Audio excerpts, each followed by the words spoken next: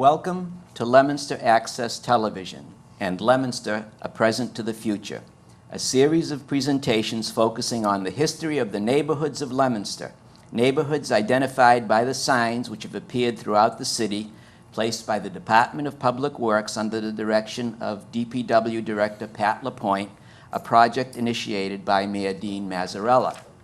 My name is Bob Saudelli. I am a member of the Leominster Historical Commission. In our series of programs, Leominster, A Present to the Future, our guests remember the past from our vantage point of the present, 2003, with an eye toward creating a video historical record, snapshots, so to speak, which will be valuable to future generations of Leominsterites, 100, 200 years in the future. So Fred, Pin, and Art, gentlemen, today you're talking to the present citizens of Leominster, but you are also talking to future generations of Leominsterites. We are pleased to welcome today Mr. Louis Pin Canavino, and I'm going to call him Pin, because that's what he's known as by, Mr. Alfred DiPasquale, whom I will call Fred, and Mr. Arthur Bartlett, who I know as Art and Bart. So all three gentlemen grew up in the Carbine neighborhood of Leominster and have been kind enough today to be here to share their recollections of growing up in the Carbine neighborhood.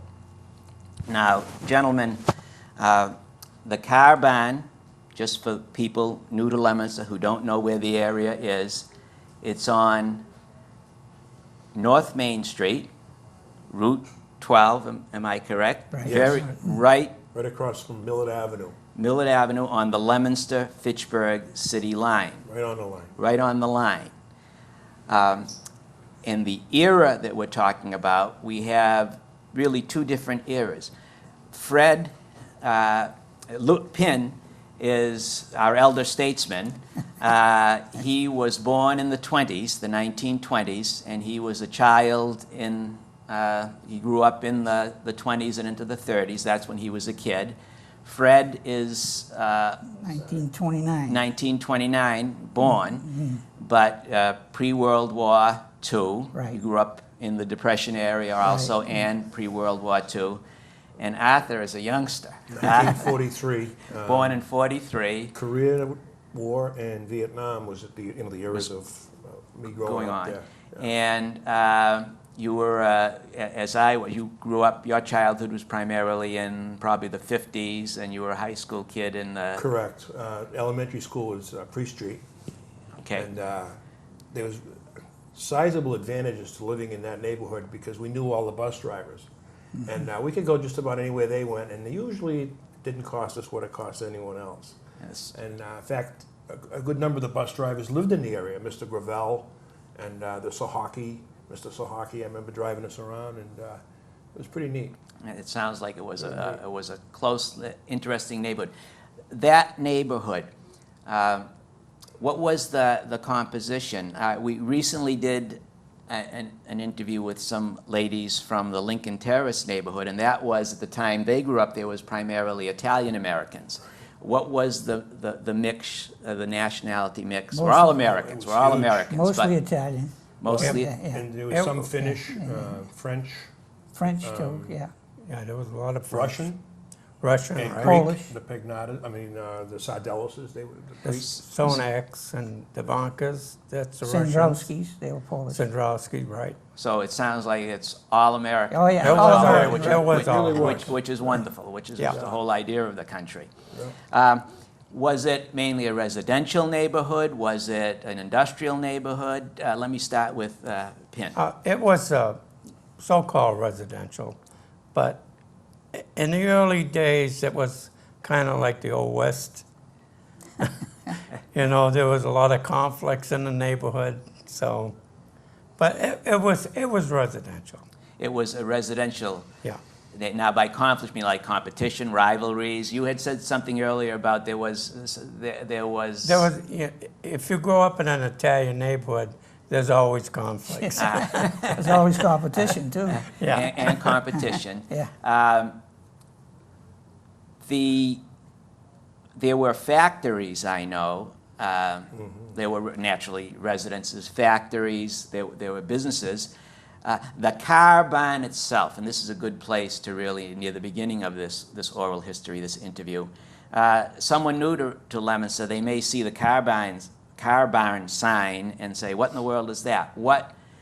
Before I have you fellows explain to our audience what the car barn was and is, I want to read something from, because it's all tied in fact, this is essential to the car barn.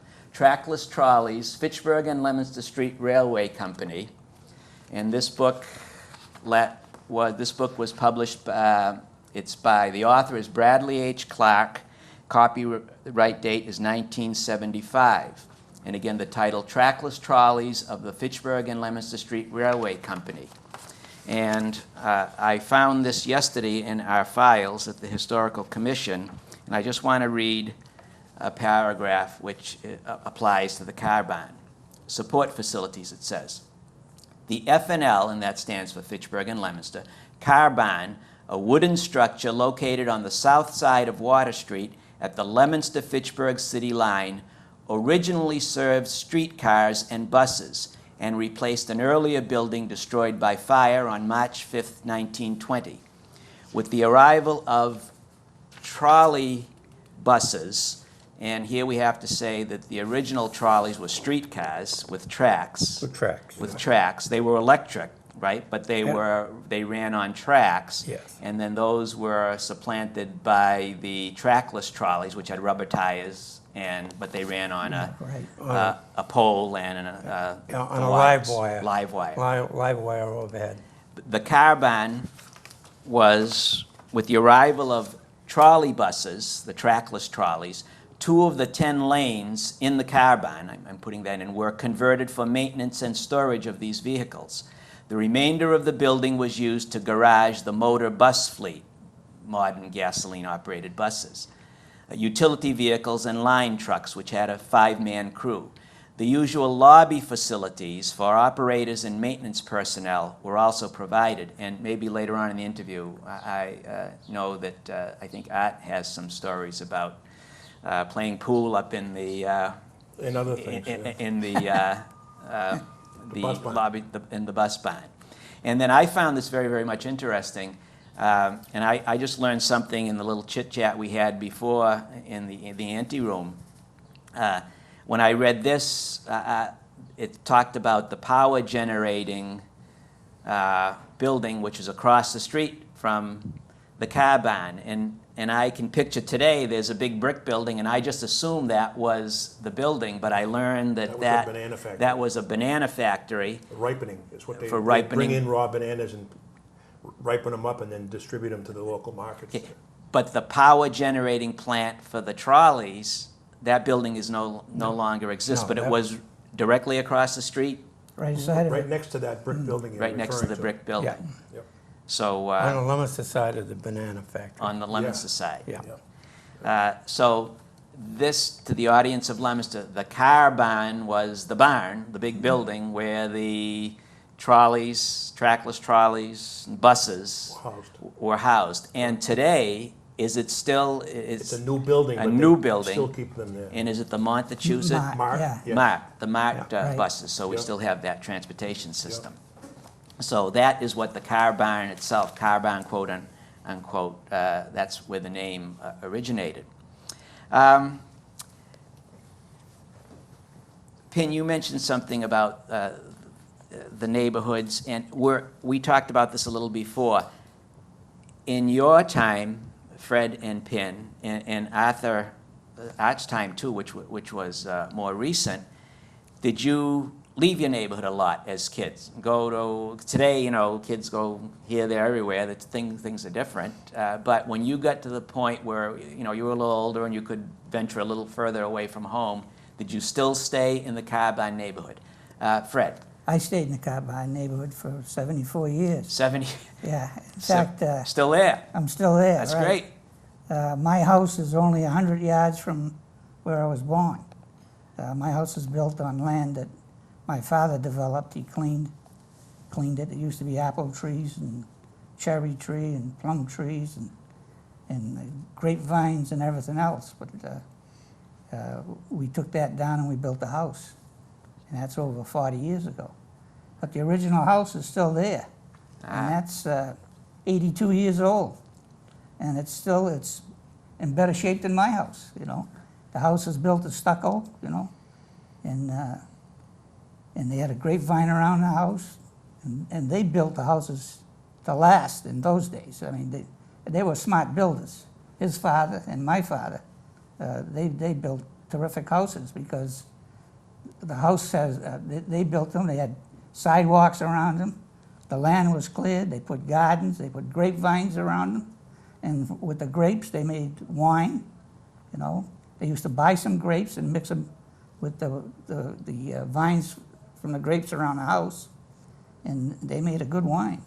When you talk about buying the grapes, did the man come a couple of times a year from Boston or wherever with the truck, and then the people would buy the grapes? Or No, I'm from 22 Leland Avenue, and my dad was the first house built on the hill, at the Carbon Hill.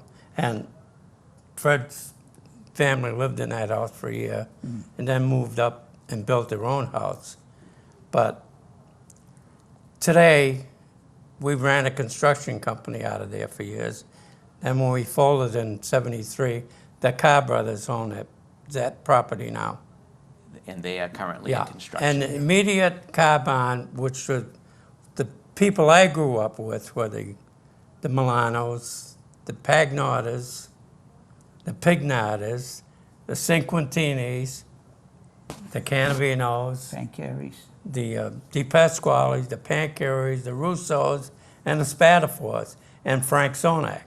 And no O'Reillys or No, and Frank Sonak. No, and the Sandrowski family, which lived off of North Main Street. Yeah.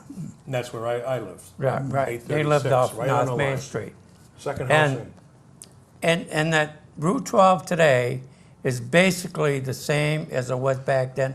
The only thing is they still have the cement lanes on the travelway on each side and macadam in the middle. And that's when they made the transition to buses. That's when they took all the overhead wire off. the overhead wires. Yeah. And they also, at some point, do you remember the taking out of the rails? I grew up on Central Street, and I have a recollection of it as a little kid of seeing the rails still in the street. Not the cars didn't go by, the trolley cars did not go by, but I do remember rails in the street, and I know that those were eventually, those rails were all taken out. I kind of remember them taking the rails out. Of course, I was very young back then, and very sickly as a child. So, I had polio when I was 6, and that lasted until I was 8. And that's a whole, that is, we don't worry about that today in this country. But I remember as a kid, it was just prior to the vaccines coming in. And I didn't have polio, but I got very severe, I remember I had to be hospitalized, and they worried that it was polio, and it wasn't, thank God. But yes, that's a whole... You know, I've been asked a few times, where did I ever get the name of Pim? Yes. So, like I say, at 6 I was sickly from 6 to 8. And I can remember getting needles in the back. So when I finally got out to play with these guys, you know, my next door neighbor were the Pignatas. And Deco was the most prominent of the Pignatas. But there was an older brother named Arthur, who we called Pro.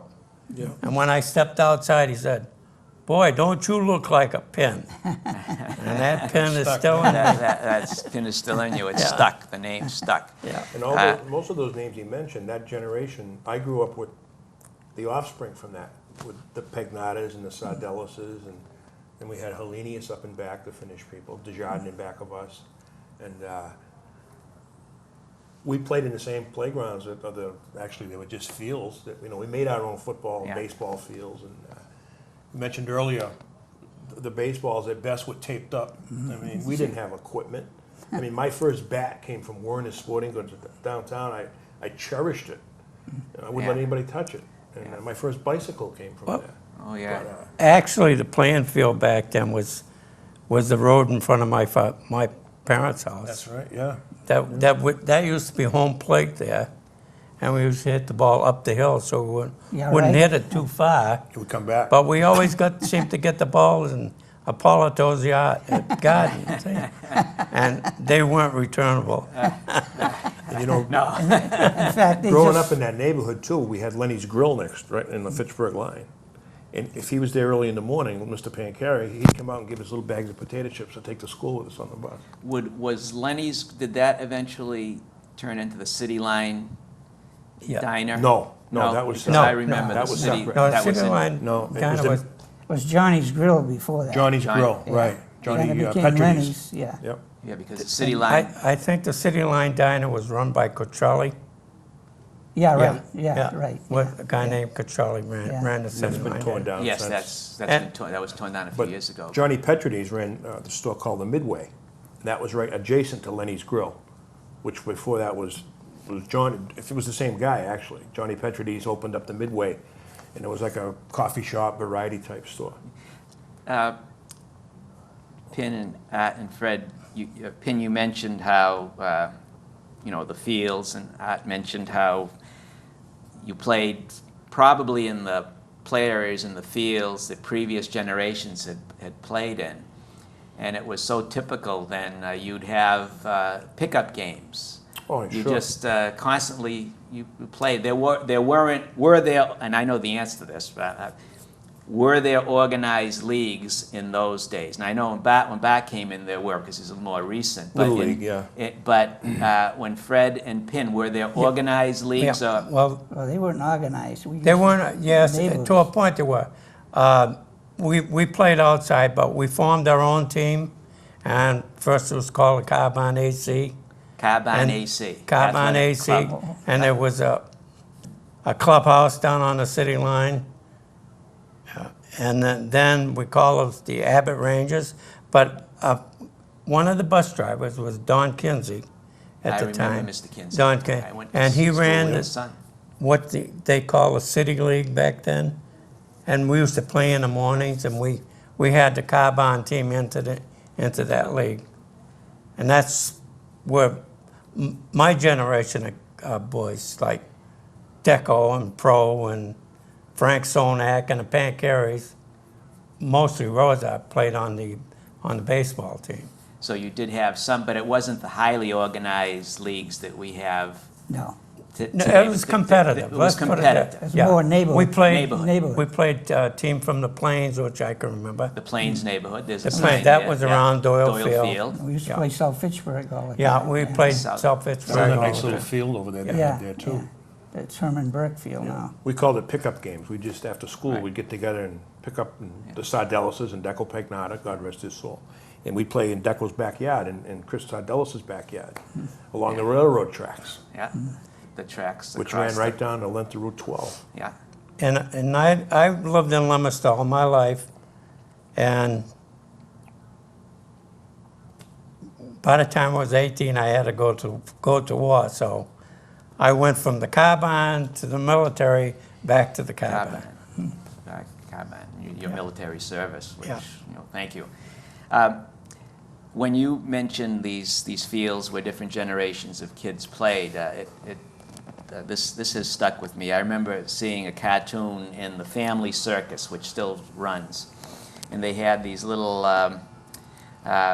modern kids saying, "Oh, they're out in the woods or out climbing a hill," and the kids thought that this hill no one in history had climbed the hill. They thought this was the first time that this hill had been climbed, and then that you could see the ghosts of two little pilgrim kids who would climb that hill, and then two little American Indian kids. So, and the idea being that those fields that you played on were used as fields for generations before you. And there are so many things that I'm learning through through history, that sometimes we think that in a spot, and you see places in Leominster that this is the way it always has been, but there's so much local history.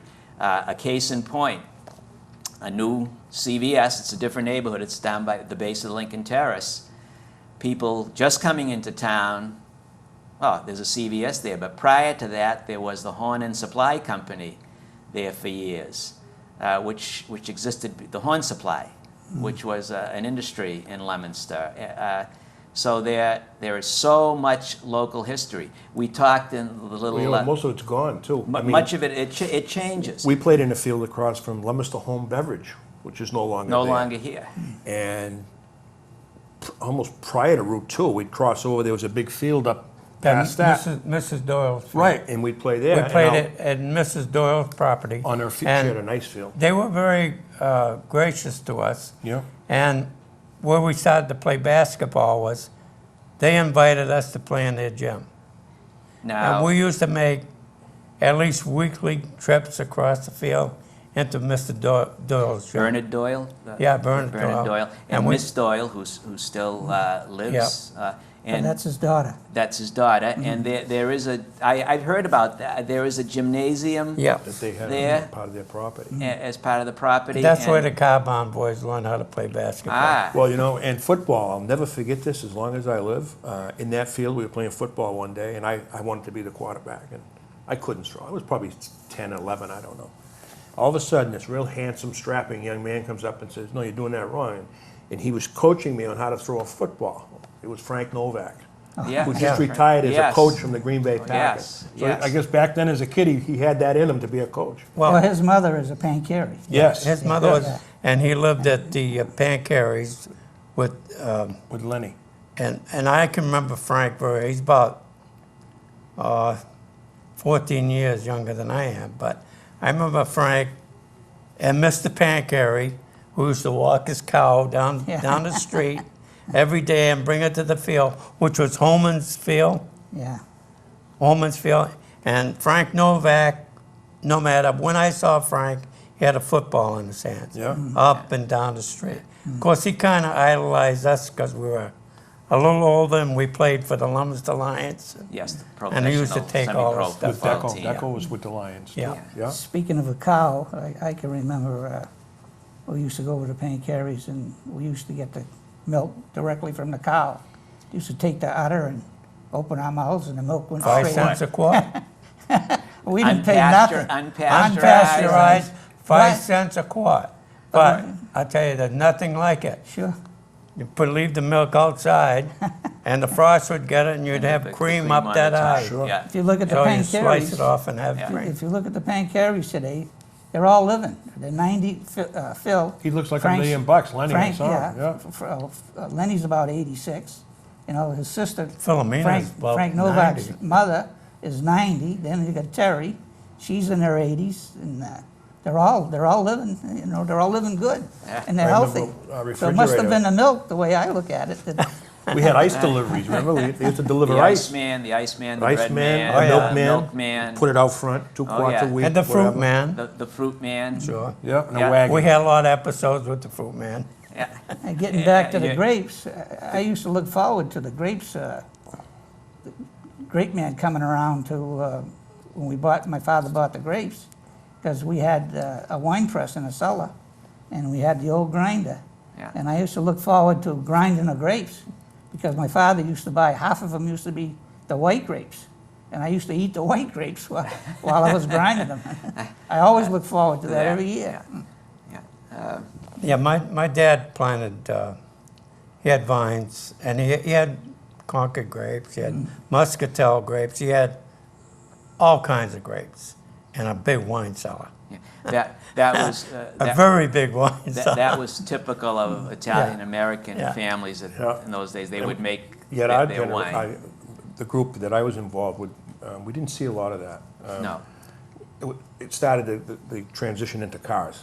When I was 15, I had my first car that I bought for $25. It was a 46 Ford Coupe, and it wasn't running. I bought it with my paper route money, and my dad helped me work on it for a year to get it running. And that's kind of when I started to leave the neighborhood. Once I got a pair of wheels under me, I started to venture out. But prior to that, it was hanging out up at the bus barn. I mean, Yeah. great pool tables. They had the real leather pockets, and they'd let us go in there and shoot pool. Did you get to know some of the bus drivers and the? Knew every one of them. As a matter of fact, used to like to go to the movies a lot. And, I mean, Leominster had 3 or 4, and Fitchburg had a number of them. And if I would go to a movie in Fitchburg at night, on a Sunday afternoon, late afternoon, if it was dark coming home, once I got on the bus stop was right at the line, but he would bring me right to my driveway Ah, because he didn't want me walking. Not that there was any problems in that neighborhood, but they kind of took care of us. They called They us knew the the Carbine Kids. the I mean, that's Carbine what we were Kids. known as. Fred and Pin, did you get to know any of the bus drivers or the trackless trolley operators? Or Some of any them, some of them. Used to be one Well- that used to live on Holman Avenue, where we used to walk down and catch the bus to go to Priest Street. I can't recall what his name was. But, I played with the kids of the fathers, the Well, the Gravels. Gravels. Arthur The Gravel was a Gravels, bus the driver. Gravel. And Mr. Ryan, who lived, Oh, yeah, Pearlie. he lived down the street. On Route 12. When you played high school basketball or football, you either ran home from the field or took the bus home. And more than likely, Mr. Ryan was the bus driver, so he always used to treat us kids good. Yeah. Yeah. If he saw It us out was, there, he uh, would stop. It was Rhines. I think his last name was Rhines. Pearlie Ryan. Yeah, right. Yeah. Pearlie Ryan. They had the first drive-through car wash in that bus barn. We Yeah. used to ride the buses when they'd wash once a week. They'd let us get on it because it was, oh wow, this is great, and the water would be squirting everywhere. And they always seemed that, I always thought to myself, who made the decision to wash this? Like on a Wednesday, the foundry across the street, the Fitchburg foundry, would fire up this huge boiler, and the entire area would be covered with soot. Of course, the buses would get all dirty, and I'll never forget, my mother would always say, I can't hang out the laundry on Tuesday or Thursday, whatever, because that's the day they're gonna fire up the laundry. the foundry. The foundry. Because they build molds over there, castings and things like that. And the whole neighborhood would smell of it. It was unbelievable. Yeah. It really was. Well, where Mason Bowling Alley is, that used to be our ball field. Mason And- Bowling and we- Alley. and Yeah.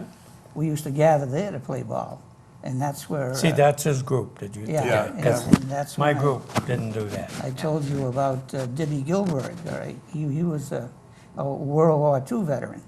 Yes. And he got shot up in the war, and he couldn't run to the bases. He was wounded in World He War was II. wounded in World War II, and we had this other little kid that used to run for him, and that was Bubsy Johnson, right? Emil Johnson Jr. Emil Johnson Jr. He turned Yeah, out to be, prominent baseball coach Sure, there, sure. teacher. And I tell you, his dad was a great baseball player. sure, Emil Sr., Yeah. yes. He was a great baseball player. and he's still living. He was a principal at the trade school, too. Saxon trade at the time, Yeah. yes. And Yes. I had the pleasure of playing against him. Of course, I was a little kid, but Yeah. And all those fields transitioned, like you mentioned, the Hub Bowling Alley. Just a few houses down from us, we had the first Dairy Queen.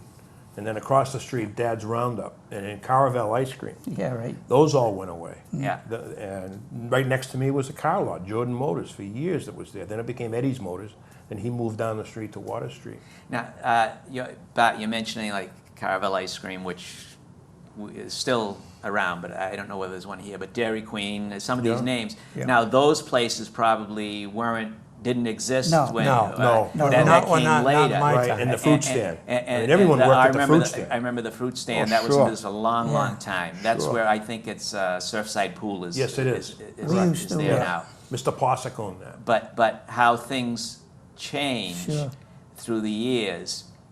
But talking about that makes I'm thinking of harking back to the orchard area and growing gardens, and I know Pin has got a world-class garden. We're still As a world-class garden, and Fred, you two guys. Sure. Art doesn't. Art's garden is the It's down at- supermarket. We're the only Yeah. two on the But- hill now that have, yeah, have you know, gardens, right? That's where I go everybody's fishing, too. competitive but me. I just like to plant it. But you enjoy gardening, Oh, sure. fellas, and you have, I'm sure, beautiful gardens. But in those, and it's a hobby now, you enjoy it. But in those days, particularly when during the days when Pin and Fred were growing up, having a garden was almost a necessity. wasn't it? Oh, yeah. To It's coming supplement back the- to that, too. It was a necessity. You know, we had a storage, it was a cement building, block building, a cement building, except we used to store all our food down Like a there. coal cellar, Yeah, and a apples. root cellar and- type thing, yeah. Everything you grew, you store. At my grandparents' house off Castle Street, it's Marguerite Avenue now, they had, I still remember it, they had, it was the bottom of an old barn, and it's still there, and they call it the ice box. I can still remember some of an odor that comes to mind, which was wonderful. Is that sometimes they'd put, I guess my Uncle Raymond would put tomatoes in there to ripen, and you'd get this beautiful smell of it. I can smell it now, the tomatoes ripening. And We still have that in the house I was born in. It's still there. There's a place to store the food. It's never used now, but it's still there. We never had a garden at my house. That Or was the people in back of us. Well, because my dad worked at GE, and he'd take the bus to work, never drove a car to work. My mother would work 3 to 11 as a nurse. So they were always coming and going. the They really didn't have time for Leominster it. Hospital. Leominster Hospital, yeah. And then after that, Fitchburg General Hospital, which is no longer around. So they really didn't have the time for it. We only had 1 car. Right, and this was post-World War II. So things had changed. The in those 50s, times. yeah, In the drastically, 50s, yeah. drastically changed. Oh, yeah. Society had drastically changed. And we only got to buy clothes once a year, and that was for Easter. I remember that. More the Easter suits and Had so to on. dress You'd have up. to dress up. Had to dress up. The availability of cars. Your family had a car. Now, Pin and Fred everybody takes for granted now. You know, we have a car in a family, maybe 2 cars, and maybe everybody in the family who can drive has a car. But in your era, what about No, cars? we had no cars. The only car that we had was a broken dump pickup truck that the Pancaries owned. And I can remember as a kid, if we come up with $50, we'd go put $50 worth of gas in a That'd car. fill a tank, wouldn't it? Yeah, sure, it was great. And 50 it'd be cents to 5 or fill the 6, tank, yeah. 7 of us kids would ride in this thing, you know. I can tell you an amusing story about that first car I had. We worked on it for a year. But see, back in the early days, it was a neighborhood. I mean, they're not neighborhoods today. This guy lives here, this guy lives there. Back when I grew up, it was a neighborhood. My dad used to take us to the climbing, Weymouth, or whatever, and Quincy. And we used to get the little neck clams, and the razor clams. I don't know if you ever saw the razor clams. Yeah, I think I have, yes. They're shaped Yeah. like a straight Yes. razor. Well, we'd Yeah. come back with 2 or 3 bushels, and we'd cook them and invite the neighborhood down. Yeah. And they would You can have see that clams, today. you know. The- The same with, I'd go hornpout fishing with him. And he used to tell me, he says, now, don't tell me you want to go home during the middle of the night, because you're not going home. Once you step in this boat, That's it it. doesn't come back to shore until the sun comes up. Wow. And that was a fact, but he couldn't swim. That was the funny part. I used to put that much water in the bottom of the boat, and we'd go out and catch the hornpout and throw them in the bottom of the boat. So all night you'd hear these hornpouts they talk to you. So you can hear them sort of squeaking. Yeah. Yeah, So- at least the hornpout. So we take them home, and that's when you learn how to peel, clean hornpout, Yeah. which is very simple. Yeah. So you clean 200 or 300 hornpout, cut the fin off that way, Yeah. stab them back through the neck, turn them, and pull the skin off. And he's all clean. I did a lot of hornpout. I call the hornpout fishing neighborhoods with- down to have Yeah. hornpout. You talk my about dad and neighborhoods and knowing the people. I used to know every family from Nichols Street all the way down to downtown Leominster. Now I live on Dewey Avenue, but on Leland Avenue, I probably know 4 people that live in the street. Isn't that the truth? It's all new That- people. You knew everybody. That is Yeah. sort of a sad change Yeah. between then and now. I guess they call that it's- progress, huh? Well, progress. The family to the right of me, I know, those are the Maggios. The Cinquantinis had the other house. The Farnsworths have been there for ages. Now the 2 young daughters take it over. But the Pagnotta house across the street, that's had 6 different owners since I've been. Yeah. So I never really get to know those people. We're It's true, we're a much more mobile society. My house was torn down. Rick Starr Ford. Yeah. Right where that showroom is was where my house was. I can picture right where Rick Starr is, and right. That's Oh, it was right. In fact, you can, if you look close, you can see where they had the granite for the curbing and stuff. You can see where my driveway was. Yeah, And I have a when I vague mentioned that, memory of where you. My I little know where car you live, right? extravaganza. We worked Left- on that thing for a year. Right at the city line, take a left, you were on. Yeah, Right and we there. finally got it running, and I went to get an inspection sticker, and I was pulling out, and the fan went right through the radiator, and I didn't have any money to fix it. I had to back it in. It sat for another 3 months. Then you take Dewey Avenue, where I live now. In those days, his father, my father, the Canavino, the Pignatas, the Pagnatas, and Spatafores and Pancaries. Well, Dewey Avenue was a dirt road, right? And they used to play bocce out there all the time. They used to get together. And they used to have some really good games. Yeah. It was society has changed. Human nature hasn't changed, but society has changed, and at least around the people knew each other. You Yeah. knew your neighbors and in you could- those days. Deco And, Pagnata's gas station. You could go in there and buy gas on the tab. That's what we used to call it. You'd go in and get $1 worth of gas. Say, Deco, I'll pay you next week. No problem. See, Yeah. most of the kids Yeah, that credit came right back on the tab. and built on the hill, it was a kind of a community thing. If you were building a house, the neighbors would come down and Yeah. help you put the house together. You know, do all the Sure. rough work and get it up. I remember my mother told me do that. the My finish work. grandfather built our Have somebody house. do the Yeah. finish When work. we built my house, I can remember one Sunday, there was 14 people up on the roof, putting the roof up. All All neighborhood, neighborhood, yeah. the whole neighborhood was there. And we still have movies of it. Yeah. And we still have an 8mm movie kicking around in a family someplace where they used to play bocce on the Now, street. Fred, you mentioned that, and I'm picturing Kyle and Jack, who are doing this video. And when you say you have an 8mm film running around someplace, that has registered, and I think they'll probably see you about that after, because they're very much interested in that. They Yeah. are very much interested in documenting the history of Leominster, and things like those 8mm films are priceless. So, I I'm remember- trying to find a photo of my original house. No one seems to have one. It's driving me crazy. And I was hoping someday maybe to find something like that, a shot of North Main Street that someone have taken, and there it is, you know. But probably I haven't been able to. They probably exist somewhere, you know, people Yeah. like snapshots and so We on. didn't take pictures in those days. No, not like today. No, No, no. how things have changed now. Pick that- up the phone, you'd ask the operator for the number you wanted. I mean, you didn't. Today we have the digital cameras, the videos, instant. You don't have to wait to have pictures developed. You can run them over the television. 1 hour developing. The technology has changed. You mentioned the phone. What about phones? Now, I know probably had a phone, The but what Keystone, about? we used to have Yeah. to say Keystone in front of it, and then the number, and the operator would connect us. I can remember those days. I can even remember the telephone number, 2366. 2366. Right, that was my. That was it. That was it. That was it.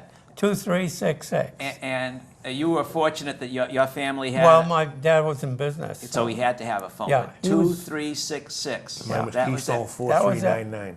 Keystone 4399. Keystone was the prefix. He was the only one that had a phone, Yeah. because we used to have to go down to his house to use the phone if we needed to call a doctor or somebody, you know. And now the cell phones. You know, everybody's. I'll How tell things you, have changed. One of the great things was that his brother, the kid, Freddie, your brother lives in California, Frank, he and I used to hook up a can with Yeah. a wax from my rooftop to his rooftop. We On used to the chat. old Yeah, we used to can chat. telephone. Yeah. I did that. I grew up on Central Street, and there was a 3-decker next to us, and we were on the second floor of the house. And I remember with hooking up one of those from a pantry window. Houses had pantries. Pantry window to the across to the Booths, the Booth family over there. That was fun. So the technology has changed. We have all these labor-saving devices, but as Art mentioned, that it was progress, in many ways progress, but in many ways those were wonderful times. Those were wonderful times. There was the close-knit neighborhood. You could go anywhere in that neighborhood at night, and you didn't have to worry about anything. Never lock a door. Never. And you Never could walk lock it. by, and everyone knew everybody, like Pin said, and... I know I used to come home at strange hours when I was in the service. I'd be away, and my parents really never knew when I was coming home because I was in the Air Force, and we used to take a lot of flights into Boston. So I'd skip home, and that door was always open. And we didn't have paved Just driveways open the either. door and walk in the house. Yeah. We take In the fact, I'd be in bed, my mother wouldn't even know I was You were there. home, yeah. Yeah. She was coming, Louie, what are you doing home? We used to take the ash out of the furnace, my father, and we'd spread it in the driveway. That Yeah. was our driveway. Yeah, today we have the asphalt, blacktop driveways. Couldn't and, afford it those days, Yeah, no. yeah. Everything was concrete. Yeah, Concrete. ours was a cobblestone driveway. Yeah. Even, In fact, my even- driveway at my house is concrete. I wish I never put it in.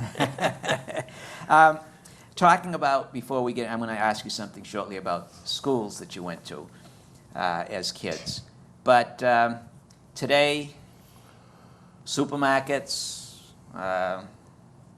any products from all over the world in the supermarkets, fresh produce and so on. There were no supermarkets in those days. Now, Pin and Fred, where did you, I know you grew some of your own food, your family. By the way, any chickens? Any Oh, yes. Sure. chicken Freddie- coop, rabbits? Freddie's family is probably the people that they grew the fruit and they used to sell it. I Yeah, remember sure. them walking down the street and going selling fruit all the time. We used to, what we used to do, everybody in the neighborhood grew tomatoes. Yeah. Right? And it was always whoever got up first in the morning, we used to go down to South Fitchburg and sell tomatoes. But no matter what time we got up in the morning, there was always one family that beat us. And that was the Beazals. They lived on Nickel Street, Yep. all right? Right Right next after to the the car car barn, barn, right? right. And there was 4 families that lived there. But whenever we went to a house down South Fitchburg to sell the tomatoes, although a lot of the customers, they would only buy them from us, you know? So that was good, you know? But the Beazals always beat us. They had the only greenhouses too, I Oh, think. yeah. Yeah. Well, Remember that? until They my sat dad built one. Yeah, Yeah, yeah. they My sat dad down built- off the road, down in the hollow Yeah, there. yeah. My Yeah. dad used to raise cucumbers and tomatoes. We also my father raised chickens, right?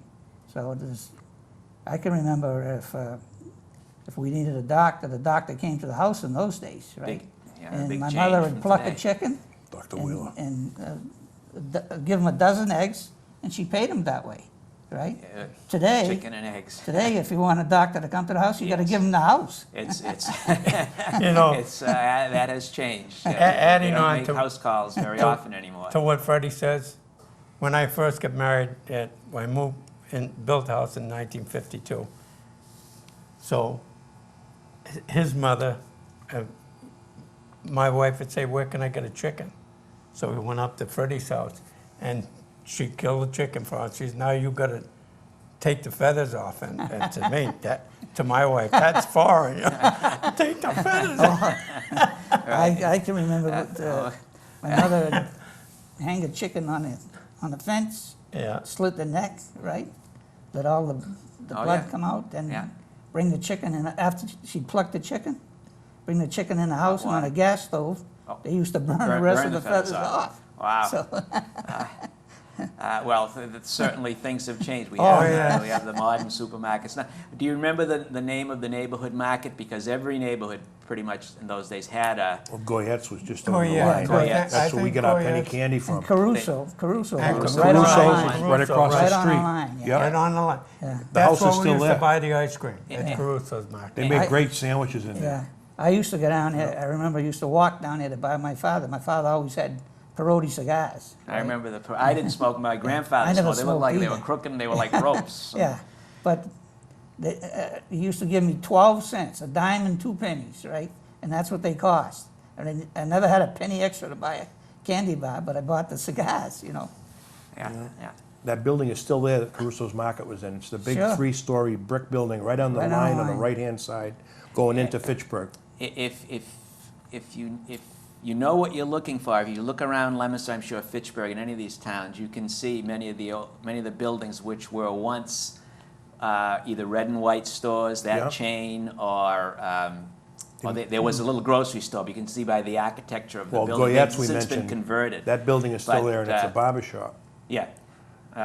Well, But a big change between then and now, the groceries, shopping for groceries. you want to talk about a supermarkets. change? I used to manage Elm Farm Foods in Fitchburg. I right? remember the name Elm Yeah, Farm when Foods. Elm Farm was there were 17 supermarkets, not real big supermarkets, but 17 stores in Fitchburg. How many are there today? There's probably 2 or 3. A couple of market baskets, you know. Was Elm Farm like a little chain of Yeah, stores? yeah, they had 32 stores. And right? did they have neighborhood? Well, it was right on the corner of North and Main Street in Fitchburg. But what killed us is when they put the parallel Main Street in. When they put the parallel Main Street in, they took all the parking spaces away from us from across the street. And that's when they sold out. That didn't Progress. win. Yeah. Shopping, food shopping, my family always went to Lonetta's Market. That was on Water Street. Yep. And she used to shop there all the time. They used to Then they deliver. moved down towards the car barn a little bit, but still in Fitchburg. But my family went shopping there because you could cuff the food. You could run a bill up Sure. and You then could pay have it. you could have a Sure. little. Yeah. Yeah. Yes. Everything was on tab. Yes, It really was. I remember in my neighborhood the 2 markets were Janelle's Market, which was a red and white store. We shopped there. Janelle's. My wife used to shop there all the time. And which was I knew that store inside and out as a kid. I knew where everything was. I knew the people. They were wonderful people. And Chet's Market. And My mother-in-law used to call Chet up and Chet- put her phone order in over the phone. Oh, and he yeah. would deliver it on Saturday in a car. Janelle's for a while also delivered. So we think some supermarkets now online order groceries. They think it's a new thing, but there actually was a period when grocery stores used to deliver. Oh, yes. They delivered. Absolutely. So that's not new. A little anecdote about Chet's Market, Mr. DePoli, Chester DePoli, a wonderful man. He knew his math. He had his pencil over his ear and he had his apron. And when he figured up the bill, it was all in his head right on the bag, paper bag. And he'd add up the, you didn't need a computer or a cash register. Well, you're talking about being smart. My father told me he went to 5 grades in school. Well, he could do anything. Believe me, he could do anything. He had a mind, and math was nothing to him. He just could do it. He built the Bernardian Bowl as it stands today, Construction, he was always in the Right, construction. yeah, because he was in the...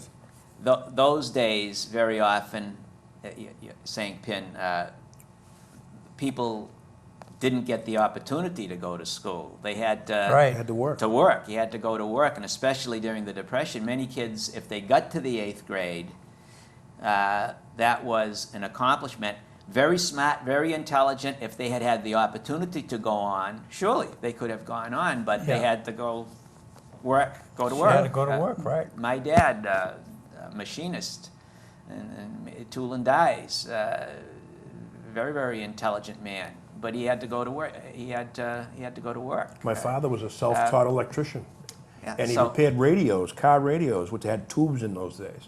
And we had a barn out back, and he had his little radio shop there, and everyone would come in with their car radios with problems. And he'd come home from General Electric at night and then go out and work in the radio shop till all hours of the night. Did that all the time. It was all tubes, even during World War II. Yeah. I remember, because I was a radio operator, and In the- all our airplanes were in the Army Air Force. Army Air Force. Army Air Troop Force. carrier. Yeah, troop carrier. Yes, that was before the microchips. There was no such thing. No Everything such was thing. vacuum tubes and. And actually, we graduated as radio operator mechanics, but, you could do some mechanical work, but if you could get the dittas, that's what they wanted. On the Morse code. Yeah. Mention going back for a moment. Today, big change. Children of today have this great opportunity, education, but in those days, especially during the Depression era and post-Depression, you had to, very often, you didn't have that opportunity. Even though you had the ability, you didn't have the opportunity. But we had a lot of things that were going for us. No such thing as peer pressure. You know, I hear that No, today, even my generation. and I used to hear that in the Babe Ruth League, and I say, peer pressure? What are you talking about, peer pressure? It's I mean, true. I'm my own person, and that's it. Yes, we all are our own persons, and a lot of it gets back to our own personal attitude. Peer pressure is a real thing. I mean, That's because the parents want to get in the act too much. yeah, but We called it competition. let's get back just for a moment to the idea before we talk a little bit more about school. How neighborhoods were more close-knit in those days. They could be that way today. It's really a matter of an individual's attitude. Very but- often we don't know our neighbors well, kind of make an effort to get to know I your don't neighbors. think they could ever go back to those days because the woman in the house stayed home. Yes, big I difference. mean, they were home, and I know my two daughters, they came home to a mother in the house when they went to school, so. And it certainly was that way when we grew up. Yes, society. You know, they the stayed in the economics, house, and the that was economy it. has changed. And that's why the neighborhoods were Yeah. close. Yeah. It's the woman that kept them close. the The man never keeps anything close, you know that. It's the woman that has the touch. the maternal. I probably wouldn't Much say as we that. hate to admit it, I'm right? almost 79 now. No. I can say this. You can say that, and Yeah, it's, and I know it's the truth. Both have their roles to play. The father Yes, has his role right. to play, the mother, He has to and go they to work. cooperate. But again, we're in 2003, and human nature hasn't changed, but society indeed It has definitely has changed, right. It Yeah. has changed. You went to Pre-street Pre-Street school. school. I did too. Pre-Street, all All three of of you us, fellas, the elementary grades. And Pre-Street School is still a school building, Yes. right up by Doyle Field, and it's still in use and much use. Then, did you go after that to Gallagher? Was Gallagher built? Yes. Gallagher was Yes. Gallagher. next step. Yeah. The next step was made Gallagher. Yeah. And then, of course, if you- LA. Then Carter. and then Carter, Carter. yeah. Carter was the high school. Carter, right, the Carter building, which is Yeah. in the news lately because it may become an art center, but beautiful old building. But I found out that Carter has a wooden frame. But that was my high school. It was Leominster High Yeah, then. And my principal was TK, Ted Kaczowski. Yep. Oh, yeah. wonderful man at the And time. I, Me you too. know, I played football for He was there forever. coach. Yeah. Great guy, let me tell Yes, you. yes. And, you know, I read about the bus conflicts today. Well, we didn't take no bus to school, to high school. We walked down- hoofed it across. down Route 2 Abbott wasn't Avenue. there. Yeah. We hoofed it across Abbott Down Avenue Abbott and down. Avenue, sure. And, you know, and Dwight Davis used to wait by the door for me. He was the principal. Yeah. He was Dwight the Davis, principal. Davis, yes. Oh, yeah, yeah, Ben, Yeah. okay. Yeah. No, even, I'm a little older than, a few years older than Bart, but even in my era, we'd walk for practice, at least I would. I'd walk from Central Street up to the high school. Some of the kids hitched rides, but I would generally walk. I'd walk from there, and then after school to practice to Doyle Field, walk. That's where we had the practices. And then for the baseball and track and so on. And then from there, I'd walk back. So we did a lot more Well, there was walking. the kids had no cars back then. Right, right. We used to hoof it from the high school to Doyle Field every day. It was pretty much, in my era, I graduated from high school in 1960, it was a few kids had cars. In Bart's era, maybe a few more kids had cars. We started with the cars, yeah, that was our. In clique. your era, Yeah. nobody, No no cars. kids In fact, had I never cars. got a Maybe driver's maybe license the teacher until I got out of service. And today, that's a big change. Many of Yeah. the young people have automobiles, so that's an immense change. And you go up to the parking lot at schools and Yeah, right. packed. What about celebrations? Moving on to another. Do you remember any particular celebrations in Leominster or gatherings that would be more of a where you would get out of your neighborhood to go to a town event? Do you remember anything? The only thing we ever did, I'll never forget it, I can still remember it, was my mother took me down to where Dixie Cowdery on Airport Road. It's a big vacant building now on the right. That was housing, and Ringling Brothers Circus came there. Yeah? And we walked down Battle Street into the woods, me and my mother, they had a pipe going across the Nashua River. We shimmied across the pipe and walked down and went to see the circus. Ah, Probably shimmied across the water line. Yeah, exactly. You know, because I am scoped that water line when I went to work for the DPW. I am scoped that water line all the way through there. Yeah, that's the one. what water line again are we? It's a water line that comes from Town that goes through Battle Street, across the river, and comes out onto North Street. Okay. And now when you say you M-scoped it, that's technically... Located it. Located it. With a Metal pipe locator. pipe located. And that was the only way to get across the river. That's how you... You had to shimmy across. If you fell in, you went in. There was no we're not... no mistakes allowed. The only time that they knew where the pipe was before I M-scope was is when they had a break. and then it It showed was there. It The showed pipe itself. was there. I washed it out. It showed itself. Well, gentlemen, this has been a pleasure to reminisce about the Carbine neighborhood, which is identified by one of the neighborhood signs. I want to thank, and we'll go by order of age, and we have three wonderful gentlemen. We have Mr. Louis Pin Canavino, and I found out today how Pin got his nickname. Mr. Alfred Fred DiPasquale, Fred, Right.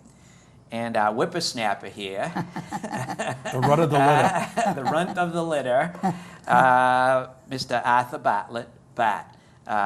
We thank you very, very much for adding to our snapshot of the future, our album of the future, Leominster, a present to the future.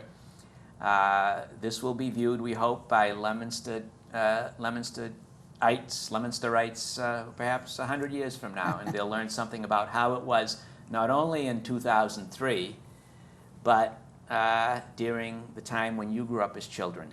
And as always, I want to express my thanks to the Leominster Access TV and the real pros, Kyle Pimarini and Jack Selly, and the other folks who make these presentations possible.